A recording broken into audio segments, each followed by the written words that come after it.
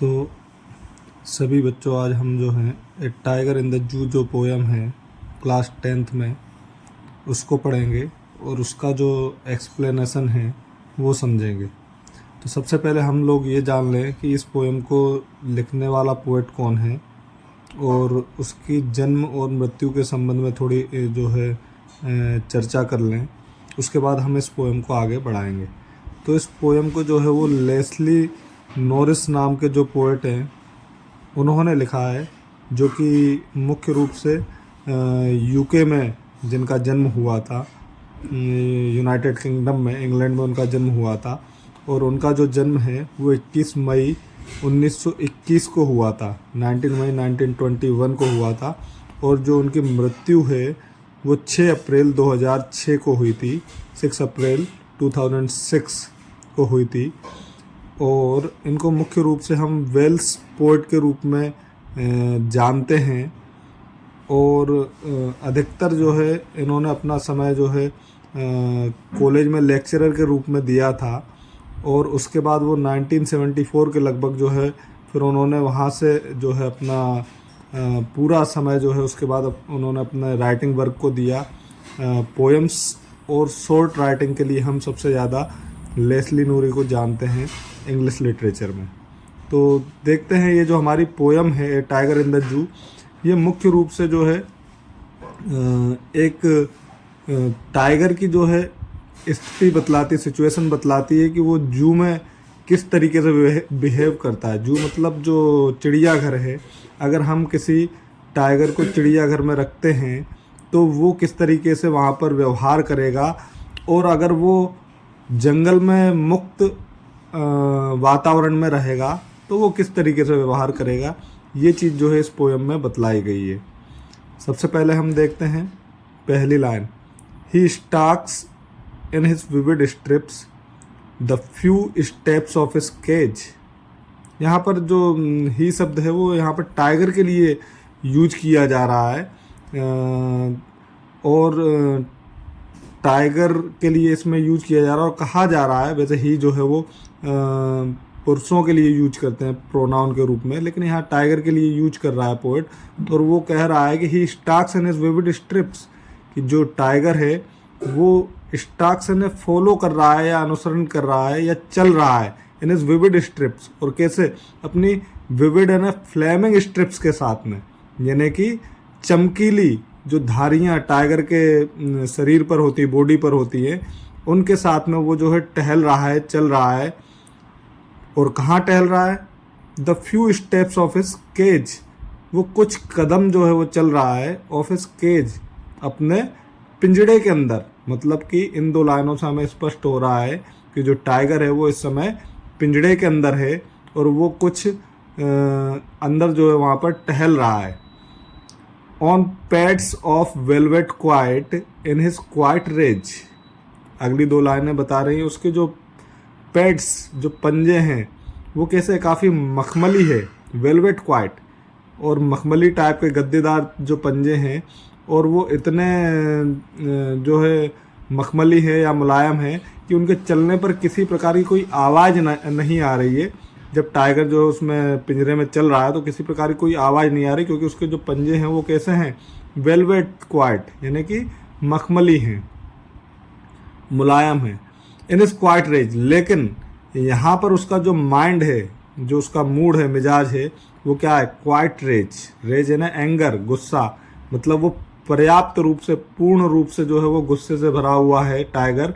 और गुस्से से भरे होने के कारण थोड़ा जो है वो पिंजड़े में इधर उधर टहल रहा है, लेकिन देखने से साफ प्रतीत हो रहा है कि वो गुस्से में है। अगला जो स्टेंजा है उसमें देखेंगे हम पोएट क्या कहना चाह रहा है। He should be lurking in shadow. अब यहाँ पर जो दूसरा स्टेंजा है वो बता रहा है पोएट कि अगर वो जंगल में होता तो वो जो अपने मुक्त वातावरण में, फ्रीडम में, वो क्या करता। तो he should be lurking in shadow, उसे तो इस वक्त कहाँ होना चाहिए था? लर्किंग इन शेडो। लर्किंग इन शेडो का मतलब क्या होता है? लर्किंग का मतलब होता है किसी का चोरी छुपे इंतजार करना। इन शेडो यानी झाड़ियों में, उसे तो इस समय झाड़ियों के पीछे या झाड़ियों के नीचे छुपकर चोरी छुपे इंतजार करना चाहिए था। Sliding through long grass near the water hole where plump deer pass. और क्या करना चाहिए था? Sliding through the long grass, लंबी लंबी घासों के जो है ऊपर दौड़कर फिसलना चाहिए था, या लंबी घासों के कारण उसको फिसलना चाहिए था। नियर द वाटर होल, और वो लंबी घासें या वो झाड़ियाँ कहाँ होती? किसी वाटर होल के पास में, यानी कि किसी तालाब या किसी पानी के कुंड के पास में ये झाड़ियाँ और लंबी घासें होती, जहाँ पर वो दौड़ लगाता और वो फिसलता। और किस लिए फिसलता? वेयर प्लम्प डियर पास, जहाँ पर प्लम्प है ना मोटे और डियर है ना हिरण पास है ना गुजरते, जहाँ से उस पानी के कुंड या उस तालाब के पास से मोटे हिरण गुजरते, और उन हिरणों को पकड़ने के लिए या उनका शिकार करने के लिए ये जो टाइगर है ये झाड़ियों में छुपकर उनको जो है शिकार करने के लिए देखता, और उनके पीछे जब वो भागता तो वो भी जो है इस समय क्या कर रहा होता? लंबी घासों में फिसल रहा होता। आगे की जो तीसरा स्टेंजा है उसमें हम देखेंगे कि कवि क्या कह रहा है। He should be snarling around houses, उसे इस समय पिंजड़े में बंद नहीं होना चाहिए था। उसे कहाँ होना चाहिए था? आज़ाद होना चाहिए था। और आज़ाद होता तो वो क्या करता? इन दोनों ऊपर स्टेंजा में कवि यही बता रहा है कि अगर टाइगर जो है वो आज़ाद होता तो वो क्या करता।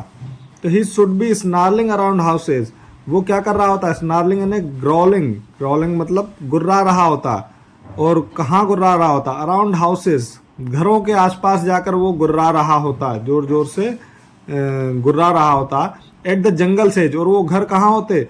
जंगल के किनारे पे बने हुए घर। जंगल एज, एज यानी होता है किनारा, तो जंगल के जो किनारे पर जो घर बने हुए रहते हैं, जहाँ पर इंसानी बस्तियाँ ख़त्म हो जाती हैं, और कुछ घर जंगल के किनारे पर बने हुए होते हैं।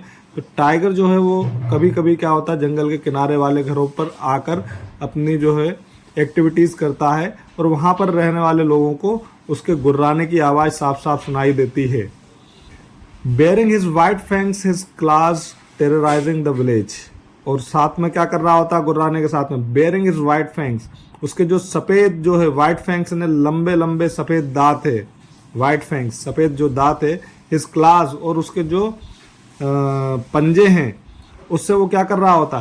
टेरराइजिंग द विलेज, किसको भयभीत कर रहा होता? टेरराइजिंग ने भयभीत कर रहा होता द विलेज, विलेज मतलब गांव को, मतलब वहां पर रहने वाले गांव वालों को, जो कि उन घरों में रहते हैं जो कि जंगल के किनारे पर बसे हुए हैं। तो अगली जो स्टेंजा उस पर हम देखेंगे कवि क्या कह रहा है। But he is locked in a concrete cell. अब यहाँ पर एक्चुअल जो कंडीशन क्या है, इस समय स्थिति क्या है टाइगर की, इस स्टेंजा में कवि ये बता रहा है। But he is locked in a concrete cell, लेकिन इस समय जो है टाइगर कहाँ है? लॉक्ड यानी बंद है। इन ए कॉन्क्रीट सेल, एक सीमेंटेड सेल में, एक सीमेंटेड पिंजरे में या कमरे में वो एक बंद है, जू के चिड़ियाघर के एक जो सीमेंटेड सेल में बंद है इस समय।